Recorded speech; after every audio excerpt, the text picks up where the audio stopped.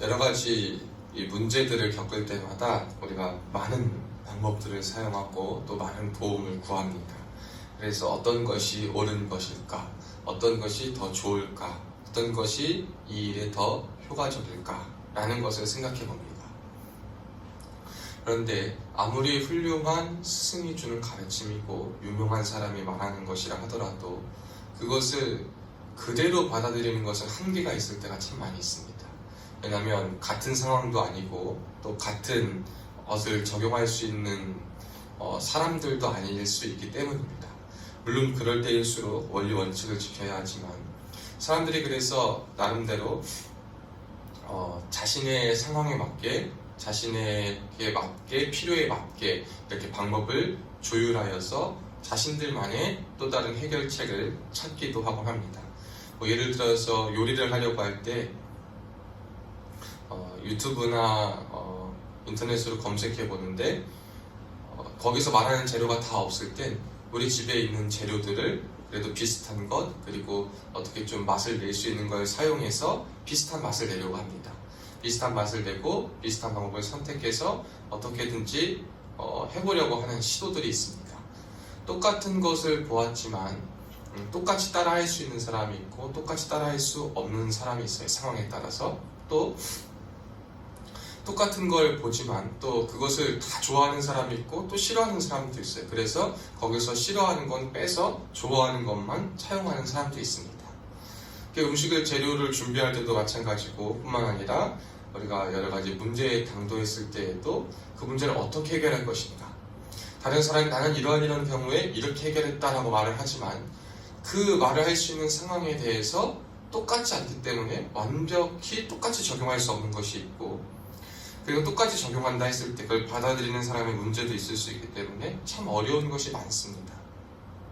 그래서 우리는 세상에 주어진 어떤 것이든 우리의 필요와 상황과 모든 것에 적절하게 맞춰서 변화하여서 바꾸어 사용하는 것이 참 많이 있습니다.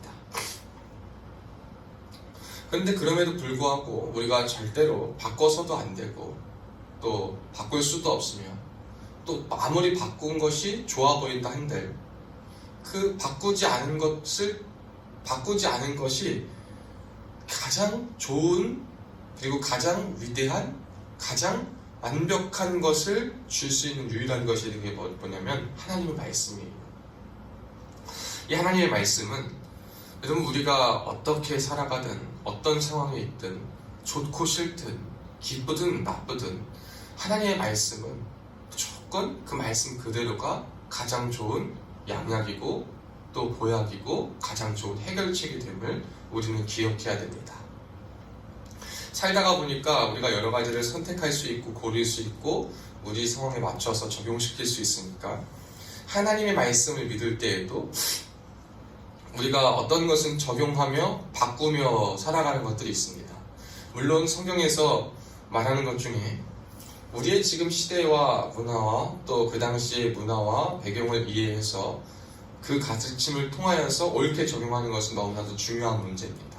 그런데 그것을 넘어서 변하지 않은 진리는 분명 또 성경에 기록이 되어 있습니다. 근데 우리는 변화시켜 적용하고 그 정신과 바탕을 기억해서 이 시대 가운데 어떻게 살아가야 돼야 할지 문제에 대해서는 깊이 생각하지 않은 채 진리의 문제 앞에서는 자꾸 변화를 시도하려는 많은 방법들이 보입니다. 이것은 가장 안타까운 방법이고 안타까운 모습이라고 생각합니다. 시간이 지날수록 진리에 대한 도전 그리고 진리이자 곧 하나님의 말씀에 대한 권위에 대한 도전 그리고 신뢰에 대한 도전을 계속 이어가고 있습니다.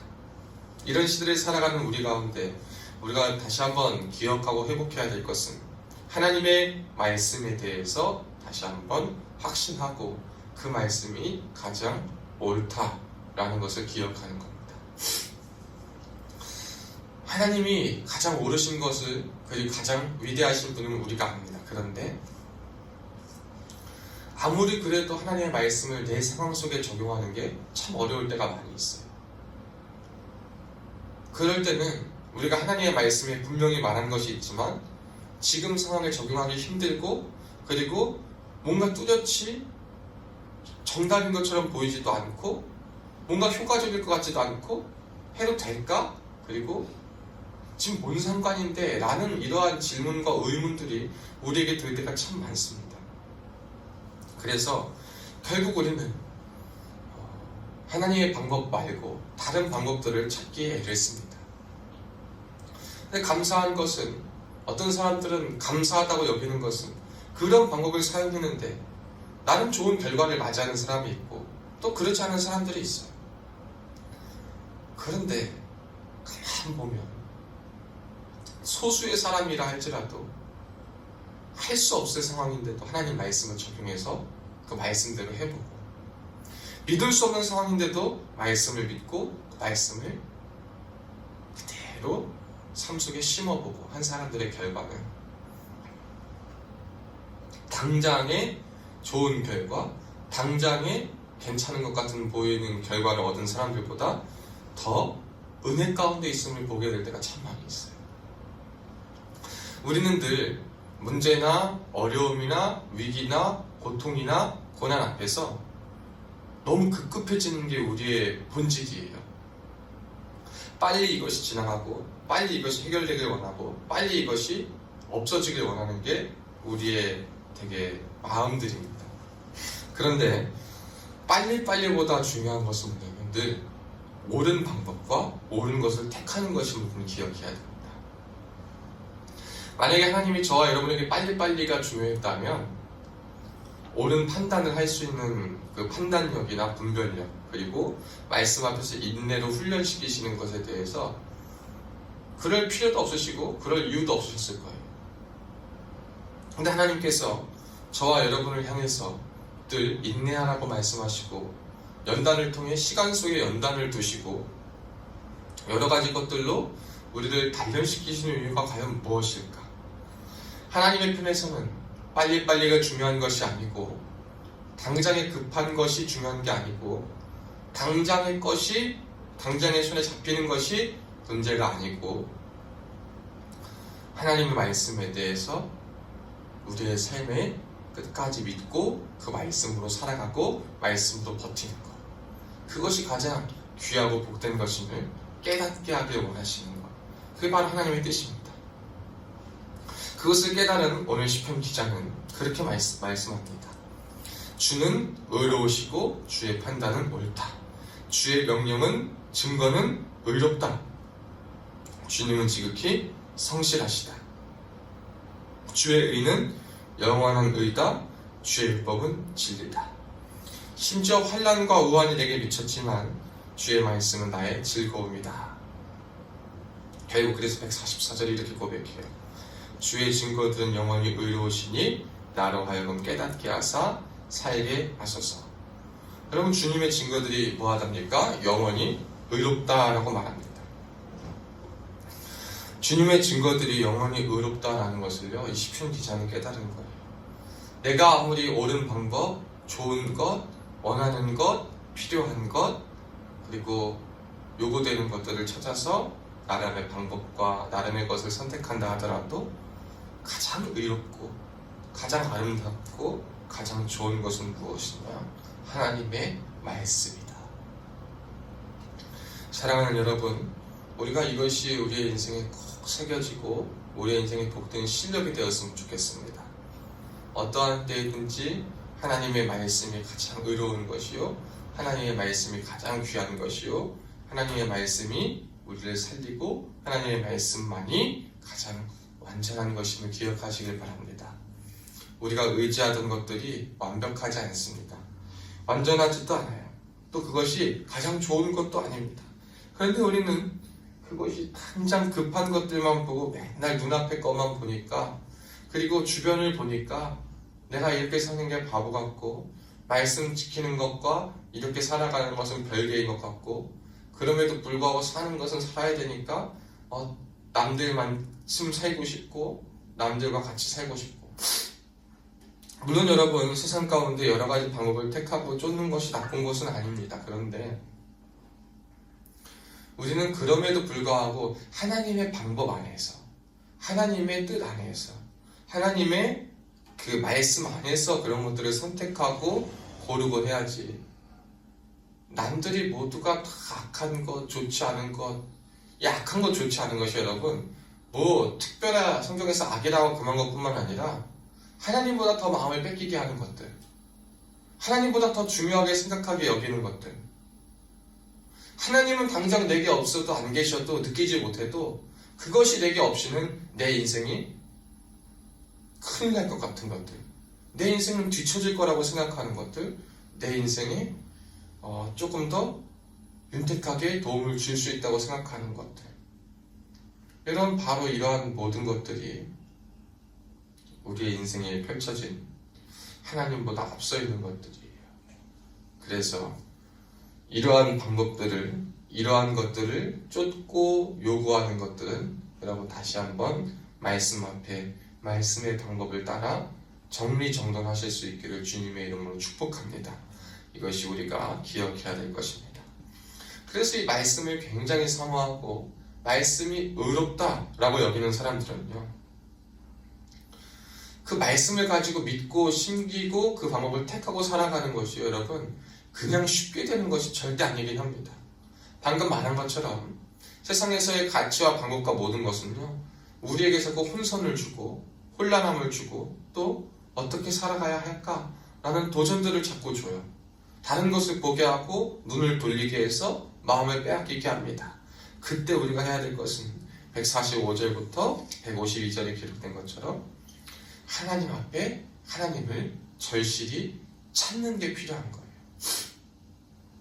그냥 말씀을 선택하고 말씀이 의롭고 말씀대로 내가 믿겠다라고 말하고 생각하는 것만 아니라 그렇게 살아가고 그렇게 고백하고 그렇게 삶에 적용하고 나아가기 위해서 간절히 찾아야 돼요. 간절히. 자, 그래서 147절에 보면 날이 밝기 전에 주님께 부르짖으면서 하나님의 말씀을 받았다라고 말합니다. 다른 사람들이 하루를 시작하기도 전에 먼저 하루를 시작합니다. 해가 뜨기도 전에.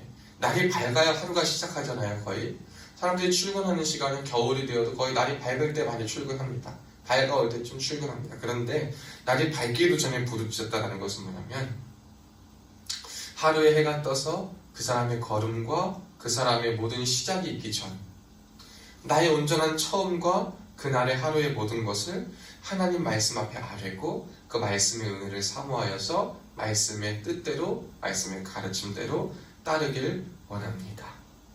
말씀의 빛이 나의 하루에 비춰지기를 원합니다. 근데 그러기 위해서 하나님 앞에 무엇을 부르짖고 무엇을 말하느냐? 148절에 보면 주의 말씀을 조용히 읊조리려고 새벽에 눈을 떴다라고 말합니다. 말씀을 바란다라는 것은 무엇이냐면 말씀을 읊조리는 것으로부터 시작한다라는 거예요. 그래서 우리가 적은 본문의 양이지만 새벽마다 본문을 함께 합독합니다. 그 이유는 뭐냐면 그 적은 말씀이지만 그 말씀을 읽고 그 말씀이 우리의 오늘 하루에 윤택함이 될 수 있도록, 고민과 어려움 속에서 그 말씀이 가장 좋은 것이 될 수 있도록 하는 것이 우리의 마음이기 때문이에요. 그래서 우리가 말씀을 조용히 읊조리고 이 새벽에 나와서 하루를 하나님 앞에 온전히 시작하는 것 아니겠습니까? 여러분도 무슨 일을 시작하기 전에 하루를 시작하기 전뿐만 아니라 여러분에게 중요한 일, 여러분이 정말 인생의 중장기적 계획 앞에, 그리고 단기적이지만 중요한 시간들 앞에 늘 그 시간 전에, 그 시간 앞에 하나님 앞에 부르짖고 하나님 앞에 말씀하고 하나님 앞에 하나님의 법을 따르는 이 귀한 시간과 일들이 저와 여러분의 삶에 충만히 넘칠 수 있기를 주님의 이름으로 축복합니다. 여러분, 이것이 우리에게 필요합니다. 그래야지만 우리가 무엇을 느낄 수 있냐면 151절에 주께서 가까이 계심을 느낄 수 있는 거예요. 늘 가까이 계신데, 여러분, 우리가 신앙생활하면서 어려운 게 뭐냐면 내가 느끼느냐 느끼지 못하느냐가 제일 커요. 사실 우리의 느낌과 상관없이 하나님은 항상 계시고 하나님 불변하시는데 우리의 차원에서 느낌이 너무 중요해요. 근데 어떤 사람은 그래서 느낌 필요 없이 그냥 하나님 함께 계신 것만 믿고 나가면 된다라고 합니다. 그런데 그럼에도 불구하고 이 느낌이란 게 또 분명히 있어요. 하나님이 나와 같이 계심을 느끼고 또 내가 하나님 안에 온전히 거하고 이런 느낌들이 분명히 있습니다. 어떻게 하면 이걸 할 수 있냐? 여러분, 말씀과 하나님 앞에 가까이 해야 돼. 내가 주님을 가까이 하고 있으면 주님이 나와 가까이 계심을 내가 확실히 알 수가 있어요. 확신할 수가 있어요. 그런데 결국 우리가 주님을 멀리하는 그 멀리 계시다, 주님이 나와 계실까라고 느끼는 이유의 대부분은 주님과 가까이 하지 않기 때문에, 가까이 하지 않는다라는 것은 우리가 뭐 예배 드리고 말씀을 읽고 찬양하고 막 그것도 있지만, 그건 다 하지만 결국 삶의 본질의 문제 앞에서, 삶의 현실 앞에서 그 말씀이 내 삶의 힘이 되는가? 그 말씀이 과연 내 삶의 원리가 되는가? 그 말씀이 과연 내 삶의 힘이 되고 위로가 되는가? 여러분, 이게 바로 우리의 삶의 능력이요, 하나님이 가까이 계심을 느낄 수 있는 지표입니다. 주의 모든 계명이 진리라고 여러분 믿으십니까? 여러분, 삶에서 많은 고난 앞에서, 문제 앞에서도 네, 그렇지만 환난과 우환이 내게 미쳤지만 하나님 말씀은 제게 즐거움입니다 라고 말할 수 있겠습니까? 제가 계속 이 말씀을 하게 되는데, 왜 이 말씀을 하게 되냐면, 사실 이게 우리가 당도한 가장 큰 문제 같은데, 여러분, 어떤 사람은 그렇게 생각해요. 헌금한 것도 후회가 된다는 거예요. 그 돈이면, 사실 생각해 봅시다. 300만 원의 월급을 받는다고 했을 때 11조 30만 원 하고 감사하고 주정헌금해서 한 40만 원을 한 달에 헌금한다고 해봅시다. 35만 원 헌금한다고 해봅시다. 여러분, 굉장히 큰 금액입니다. 굉장히 큰 금액이에요. 10분의 1을 일단 넘어가니까. 다른 사람들이 돈 쓰고 모으고 또 투자하고 모으지 않는다 하더라도 자신을 위해 소비하는 것을 볼 때 그 자신의 벌이 안에 그 35만 원은 굉장히 큰 금액일 거예요. 근데 하나님 앞에 그것을 드리고 나면 내가 무엇을 할 수 있는 게 줄어듭니까? 늘어납니까? 분명히 줄어들어요.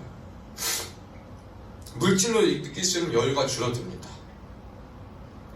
한두 번 1년 그렇게 살아갈 수 있을 까 있겠는데, 오랜 시간이 있을 때 무언가 그 투자하는 금액 대비 내가 느끼는 게 적어진다고 느껴지거나, 혹은 눈을 들어 보았을 때 딱 내가 헌금한 금액만큼 누가 삶에 투자해서 그게 삶의 큰 재미와 즐거움을 줬다고 생각해 보세요. 그 말을 계속 듣는다고 생각해 보세요. 아니, 그 금액으로 삶에 어떠한 내가 쓸 수 있는 영역이 썼다고 생각해 보세요. 그걸 계속 듣는다고 생각해 보세요. 우리의 마음에 그게 가슴을 이렇게 찌를 때가 있을 거예요. 근데 여러분, 그럴 때도 즐겁게 살아가실 수 있겠어요? 그래, 내가 하나님 앞에 드리고 하나님 앞에 시간을 드리고 물질만 그러겠어요? 하루 24시간 한정적인 시간인데, 똑같은 일주일을 살아가고 평일 일하는데, 평일에도 주님을 찾으러 교회 나오고 예배 드리고 주일에 주말에 많은 시간 교회에 할애하는 것, 자신의 쉼과 편의를 위한 시간들을 다 내어놓는 것 아니겠어요? 여러분, 그런 것 앞에서 여러분, 그래도 여러분 즐겁게 살아가실 수 있겠습니까? 여러분, 우리가 이렇게 살아갈 수 있는 유일한 방법은 뭐냐? 하나님을 가까이 하고 하나님의 말씀이 진리라고 온전히 여겨지고 믿어지고 수용될 때 이것이 가능한 겁니다. 사랑하는 여러분, 그래서 여러분, 우리에게 꼭 필요한 것은 뭐냐? 주님의 말씀이 진리임을 내가 알게 하여 주옵소서. 내 삶에 주의 말씀이 진리로서 작용하게 도와주옵소서. 내 삶에 하나님의 말씀이, 말씀의 원리가 내 삶의 원리가 되게 해주시고, 말씀의 은혜가 내 삶의 매 순간의 은혜가 되게 해주시고, 말씀을 따라 살 때 그 말씀의 은혜와 복이 나의 삶에 충만히 넘치게 도와주옵소서. 우리의 기도와 우리의 간구가 이것이 되었으면 좋겠습니다. 이것이 오늘날 우리에게 필요한 것이고, 그럴 때 어려움이 있고, 그런 방금 얘기한 예들처럼 곤란함이 우리에게 있고 힘듦이 있을 거예요. 그런데 주님, 역시 하나님의 방법이 옳았습니다. 하나님의 방법이 가장 훌륭했습니다.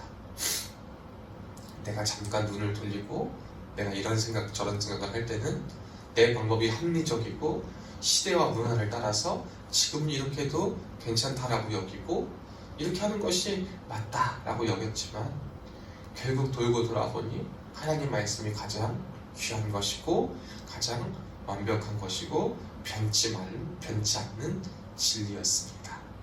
라는 이 교훈이 우리의 삶에 하루빨리 믿어지는 은혜가 있었으면 좋겠습니다. 그리고 그대로 살아가는 은혜가 있으면 좋겠습니다. 그래서 하나님의 말씀의 법을 따르고 말씀을 진리로 삼고 그 원리를 따라 걸어갈 때 하나님께서 저와 여러분의 삶에 비춰주시는 놀라운 은혜가 충만히 넘쳐서 하나님의 자녀, 하나님이 지키신다. 말씀을 따르는 자, 말씀이 그를 지키고 살린다. 말씀을 선택한 자, 말씀이 그와 동행하여 그의 삶을 이끈다. 라는 증거와 은혜가 다른 사람이 아니라 오늘 말씀을 듣고 말씀대로 살아가는 저와 여러분의 삶에 충만히 넘치실 수 있기를 주님의 이름으로 축원합니다.